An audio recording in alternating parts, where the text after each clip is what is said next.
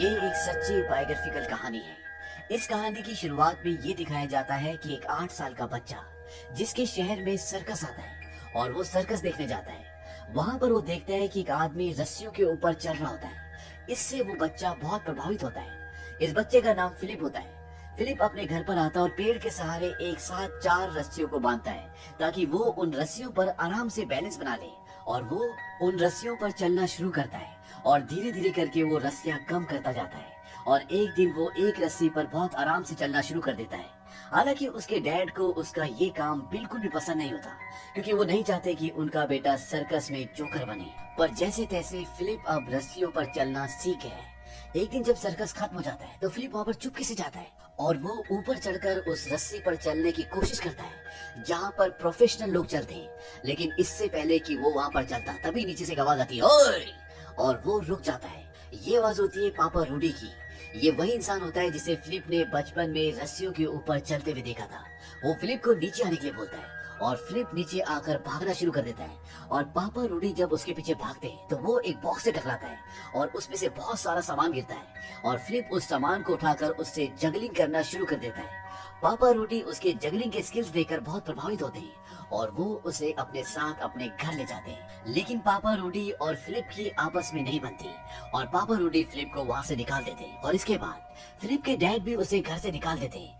वो कहते हैं तुम सर्कस में जोकर बनोगे और मैं नहीं चाहता कि तुम ऐसा करो। इसीलिए फिलिप को घर छोड़कर जाना पड़ता है और अब फिलिप के पास कोई घर नहीं है। फिलिप अपने आप को जोकर नहीं बल्कि एक आर्टिस्ट समझता है। वो अपनी कला से प्यार करता है। वो सड़कों पर लोगों को तमाशा दिखाता है और उससे पैसे कमाता है। फिलिप को अपने काम से प्यार है। वो लोगों को सड़कों पे करतब दिखाता है। लोग उसके काम से खुश होकर ताली बजाते हैं और इस बात से फिलिप को भी बहुत खुशी मिलती है। हालांकि फिलिप को कई बार सड़क से अपना काम छोड़कर भागना भी पड़ता है क्योंकि पुलिस सरकार इस काम को बिना इजाजत के करने नहीं दे सकती। अब एक बार एक लड़की सड़क पर गिटार बजा रही होती है।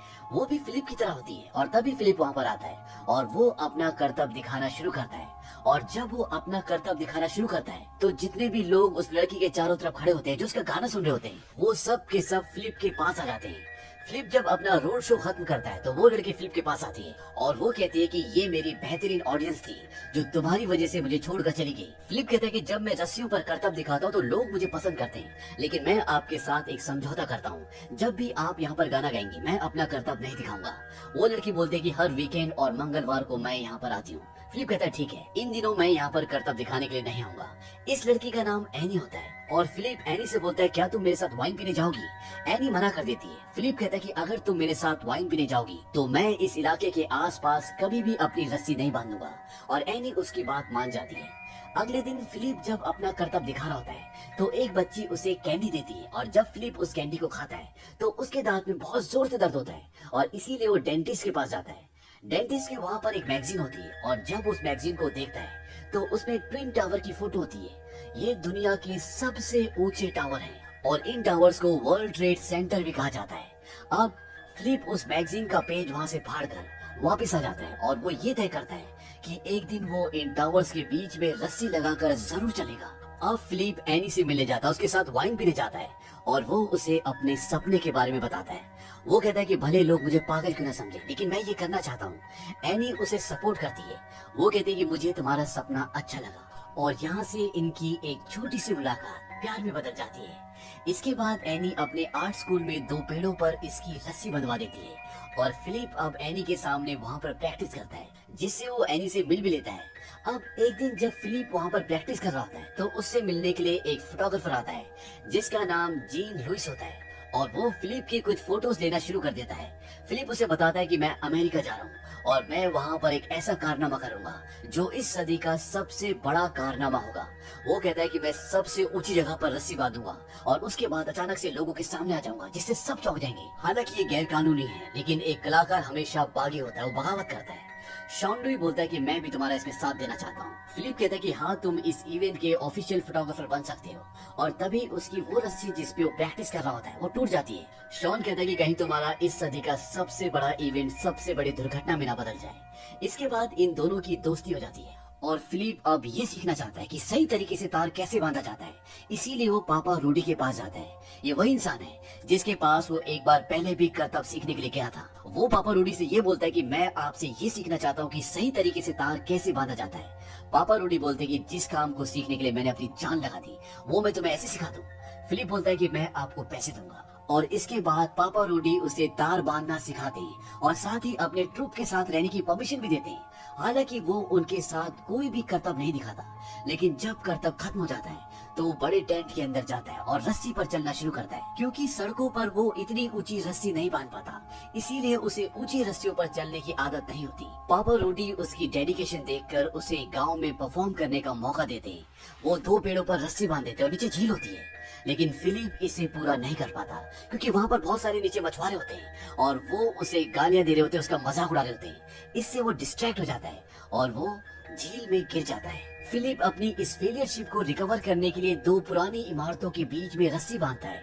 यहाँ पर हर रोज टूरिस्ट आते हैं और फिलिप शॉन लुई की मदद से पूरी रात उन टावर्स में रस्सी बांधते हैं और सुबह जब रस्सी बन जाती है तो फिलिप उन रस्सियों पर चलना शुरू करता है। ये बहुत ऊंचा होता है, अगर वो यहाँ से गिरा तो वो मर जाएगा, लेकिन फिलिप अपने इस करतब को, इस परफॉर्मेंस को पूरा कर देता है। लेकिन ये गैर कानूनी है, इसीलिए फिलिप को पुलिस अरेस्ट कर लेती है और उसकी फोटो अखबार में भी छपती है। फिलिप इस बात से बहुत दुखी होता है कि उसके इतने बड़े करतब के बाद पुलिस ने उसे अरेस्ट किया और वो अखबार एनी को दिखाता है। वो कहता है कि मेरी कला की किसी को कदर ही नहीं है। अब जिस अखबार में फिलिप की फोटो छपी होती है उसी अखबार में ट्विन टावर्स की भी फोटो होती है और फिलिप कहता है कि ये एक इशारा है।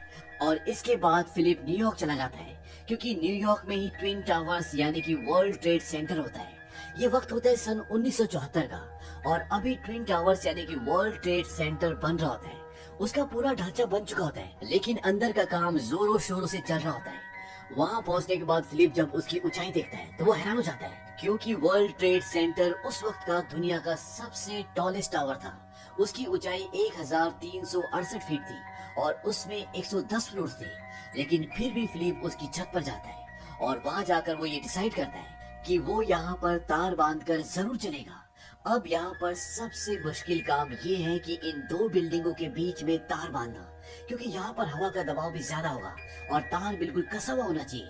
इसीलिए वो पापा रूडी के पास जाता है और पापा रूडी उसको बताते हैं कि उसको तार कैसे बांधना होगा। वो उसे बताते हैं कि उसे तार के साथ लंगर भी बांधना होगा और इसके साथ साथ पापा रूडी उसको वो सारे पैसे भी वापस कर देते हैं जो उन्होंने उसे सिखाने के बदले लिए थे। वो कहते हैं कि इस काम में कुछ खास बात तो जरूर है। अब यहाँ पर सबसे बड़ी प्रॉब्लम ये है कि ये तार को एक छत से दूसरी छत तक पहुँचाएंगे कैसे। इसीलिए ये डिसाइड करते हैं कि सबसे पहले ये पतले तार को दूसरी छत तक पहुँचाएंगे और उसके साथ ये मोटे तार को खींच लेंगे, लेकिन इतनी दूर तक पतला तार पहुँचाना भी बहुत मुश्किल है। अब इनका जो दोस्त शॉन लुई है, जो फोटोग्राफर है, वो एक लड़के को लेकर आता है, इसका नाम जेफ होता है और वो इन्हें बताता है कि हम एरो के जरिए तार को एक छत से दूसरी छत तक पहुँचा सकते हैं और वो इन्हें एरो चलाकर भी दिखाता है और तार यानी कि जो एरो होता है वो उस डिस्टेंस तक पहुंच जाता है जहां पर दूसरी छत होती है। इससे इन्हें एक राहत मिलती है क्योंकि अब इनके पास एक तरीका है जिससे ये एरो को यानी कि उस तार को दूसरी छत तक पहुंचा सकते हैं। और इस काम में, इस मिशन में अब ये 4 लोग हो चुके हैं और ये रस्सी पे चलने का दिन डिसाइड करते हैं 6 अगस्त सन 1974। इसके बाद ये एक बार फिर से न्यूयॉर्क पहुंच जाते हैं क्योंकि वर्ल्ड ट्रेड सेंटर वहीं पर है। और वहां पहुंचने के बाद फिलिप एक नकली आर्किटेक्ट बनकर वर्ल्ड ट्रेड सेंटर के अंदर जाता है क्योंकि उसे यहाँ की सारी इंफॉर्मेशन निकालनी होगी कि कौन सी सिक्योरिटी कब आती है, कब जाती है, कौन सा सिक्योरिटी वाला कहाँ पर बैठता है और कितने वक्त तक बैठता है, क्योंकि इन्हें लोहे के मोटे मोटे तार और उन्हें बांधने के लिए कई इक्विपमेंट्स ऊपर छत तक लेकर जाने। और फिलिप वो सारी इंफॉर्मेशन कलेक्ट कर लेता है।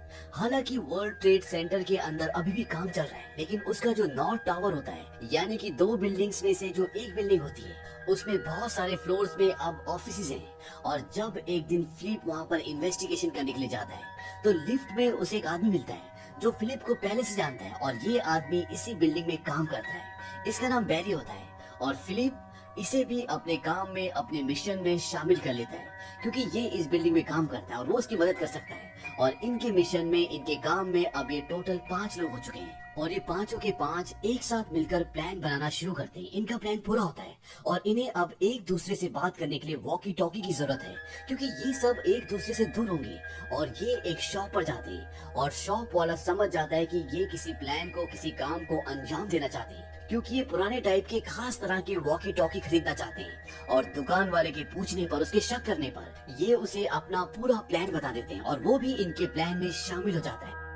धीरे धीरे दिन बीतते हैं और अब दिन आता है 6 अगस्त सन 1974 और आज रात को इन्हें उस टावर पर तार बांधना है और 7 अगस्त की मॉर्निंग को फिलिप को वर्ल्ड ट्रेड सेंटर के बीचों बीच तार बांधकर उस पर चलना है। और यहाँ पर एक गलती का मतलब मौत है, लेकिन फिलिप अपने इस काम में, इस फैसले में दृढ़ संकल्प होता है। चाहे कुछ भी हो जाए, वो उस तार पर चलना चाहता है और अपने इस सपने को पूरा करने के लिए वो अपनी जान से खेलने के लिए भी तैयार है।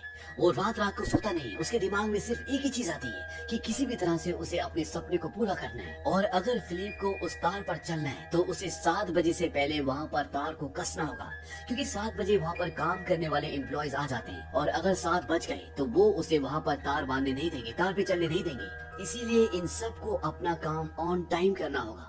6 अगस्त सन 1974 को ये सब के सब अपने इस मिशन पर चल देते हैं। बैरी कुछ लोगों को अपने ऑफिस में छुपा देता ताकि रात होने पर वो सब बाहर निकल जाएं और ये छत पर पहुंच सके। अब इनकी आधी टीम को एक टावर पे और दूसरी बची हुई टीम को दूसरे टावर पर पहुंचना होगा ताकि ये दोनों तरफ पहुंचकर तारों को कस सके। लेकिन यहाँ पर छत पर पहुंचना इतना आसान नहीं है, क्योंकि यहाँ पर सिक्योरिटी बहुत टाइट है। लेकिन फिर भी काफी रुकावटों का सामना करने के बाद ये दोनों टीम्स छत पर पहुंच जाती है और दूसरी छत से एरो फेंका जाता है और एरो वहाँ पर इन्हें रात को नहीं मिलता, क्योंकि वहाँ पे अंधेरा होता है। लेकिन बहुत ढूंढने के बाद फिलिप को वो एरो मिल जाता है। अब जिस तरह से इन्होंने प्लान बनाया होता है, उस प्लान के हिसाब से ये 3 घंटे लेट होते हैं और 7 बजे तक इन्हें तार को कसना होगा, नहीं तो यहाँ पर एम्प्लॉयज आ जाएंगे और अगर उन्होंने इन्हें यहाँ पर देख लिया तो वो इन्हें यहाँ से भगा देंगे। अब पूरी रात काम करते करते सुबह हो जाती है, लेकिन इनकी तारें अभी भी कसी नहीं हुई। तभी इन्हें एक पहिया घूमता हुआ नजर आता है और ये लिफ्ट का पहिया होता है, यानी कि लिफ्ट से कोई ऊपर आ रहा है और इन्हें लगता है कि अब ये नहीं बचेंगे। तभी इनके सामने एक आदमी आकर खड़ा हो जाता है। इन्हें लगता है कि इनका खेल खत्म, लेकिन वो आदमी ने कुछ नहीं कहता और वो वहाँ से चला जाता है। उसके जाने के बाद इनकी तैयारियां जब पूरी हो जाती है तो फिलिप अपना कॉस्ट्यूम पहनता है, क्योंकि ये उसकी जिंदगी का सबसे बड़ा मंच है और वो अपनी कॉस्ट्यूम पहनना चाहता है। लेकिन उसकी कॉस्ट्यूम ऊपर से नीचे गिर जाती है। इस बात से उसे बहुत गुस्सा आता है, उसे बहुत दुख होता है। लेकिन फिलिप को अब किसी भी हालत में इस तार पर चलना होगा और वो इस तार पर चलना शुरू करता है। जो सपना उसने कई महीनों पहले देखा था, आज वो सपना उसके सामने है। हालांकि यहाँ पर एक गलती का मतलब मौत है, लेकिन फिलिप फिर भी इस तार पर चलना शुरू करता है। और जब वो तार पर चल रहा होता है तो नीचे उसके साथी होते हैं और वो सबको बताते हैं कि ऊपर कोई तार पर चल रहा है और नीचे से लोग भी उसे देखना शुरू कर देते हैं। और फिलिप धीरे धीरे चलते चलते एक टावर से दूसरे टावर तक पहुंच जाता है। आज फिलिप ने अपना वो सपना पूरा कर लिया जिसे उसने देखा था, जिसे वो पूरा करना चाहता था, और ये कोई आम इंसान नहीं कर सकता। 110 मंजिल ऊपर एक पतली सी तार पर चलना ये इतना आसान नहीं है। अब फिलिप जब दूसरे टावर की ओर पलट के देखता है तो उसे लगता है कि वो टावर उसे वापस बुला रहा है और वो एक बार फिर से उस तार पर चलना शुरू करता है। और इतना ही नहीं, जब वो बीच में पहुंचता है तो वो नीचे भी देखता है। ये इतनी ऊंचाई होती है कि नीचे उसे कोई दिख भी नहीं रहा होता। हालांकि ये भी एक रूल होता है कि जब आप किसी तार पर चलते तो आपको नीचे नहीं देखना चाहिए, लेकिन आज फिलिप सारी सीमाएं तोड़ देना चाहता है। वो न केवल नीचे देखता है बल्कि वो उस तार पर बैठता भी है और इतनी ऊंचाई पर वो हर वो चीज करता है जिसके बारे में कोई आम इंसान सोच भी नहीं सकता। अब जब वो दूसरी तरफ पहुंचने वाला होता है तो वहाँ पे पुलिस आ जाती है और इससे पहले कि पुलिस उसे पकड़ती वो घूम जाता है और इसके बाद कई बार फिलिप उस तार पर आगे और पीछे करता है और फाइनली वो दूसरी तरफ पहुंच जाता है। उसके पहुंचते ही पुलिस उसे हथकड़ी पहना लेती है, क्योंकि ये एक गैर कानूनी काम है। और जब पुलिस फिलिप को नीचे ले जाती है तो वहाँ पर जितने भी वर्कर्स होते हैं, जितने भी लोग होते हैं, सब फिलिप के लिए तालियां बजाते हैं। पुलिस फिलिप को पुलिस स्टेशन ले जाती है और जिसने उसे अरेस्ट किया होता है वो कहता है कि एक बात तो माननी पड़ेगी, तुम्हारे अंदर बहुत दम है। ऐसा कारनामा मुझे जिंदगी में फिर दोबारा कभी देखने को नहीं मिल सकता। Well done. और इसके बाद वहाँ पर बहुत सारी प्रेस भी आती है और वो सब के सब फिलिप को कवर करते हैं। वो उससे पूछते हैं कि तुमने ऐसा क्यों किया। फिलिप कहता है क्यों किया इसका जवाब तो नहीं है, लेकिन जब भी मुझे तार बांधने की कोई खूबसूरत जगह दिखती है तो मैं तार बांध देता हूँ। फिलिप पर केस चलता है और जज उसे सजा सुनाता है। वो उसे ये सजा देता है कि पार्क में वो कम ऊंचाई पर बच्चों के सामने अपने सारे करतब, अपने सारे आर्ट दिखाएगा। अपनी इस कामयाबी के लिए फिलिप अपने सारे साथियों को शुक्रिया कहता है। वो कहता है कि अगर तुम मेरे साथ नहीं होती तो मैं ये काम कभी नहीं कर सकता। इसके साथ साथ जिन लोगों ने वर्ल्ड ट्रेड सेंटर बनाया था उन लोगों में से एक आदमी को फिलिप का काम बहुत अच्छा लगता है और वो उसे एक पास देता है ताकि वो कभी भी यहाँ छत पर आ जा सके।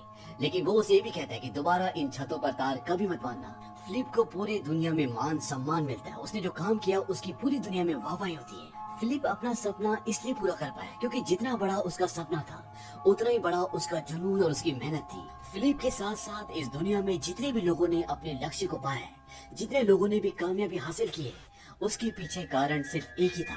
वो कभी भी मुश्किल हालातों से, मुश्किल वक्त से नहीं भागे। उन्होंने अपने सामने आने वाली हर चुनौती का डट के सामना किया, उससे लड़े और हालातों को अपने काबू में किया। अगर जिंदगी में किसी को भी कामयाबी चाहिए तो उसे मुश्किल वक्त से लड़ना आना चाहिए। तो ये थी कहानी द वॉक की। ये एक सच्ची घटना पर आधारित फिल्म है। ये फिल्म सन 2015 में रिलीज हुई थी। हालांकि इस फिल्म को उतनी कामयाबी नहीं मिली, लेकिन अपने आप में ये एक ऐसी मोटिवेशनल कहानी है जिससे हर कोई प्रेरित हो सकता है। उम्मीद करते हैं कि ये कहानी आपको पसंद आई होगी।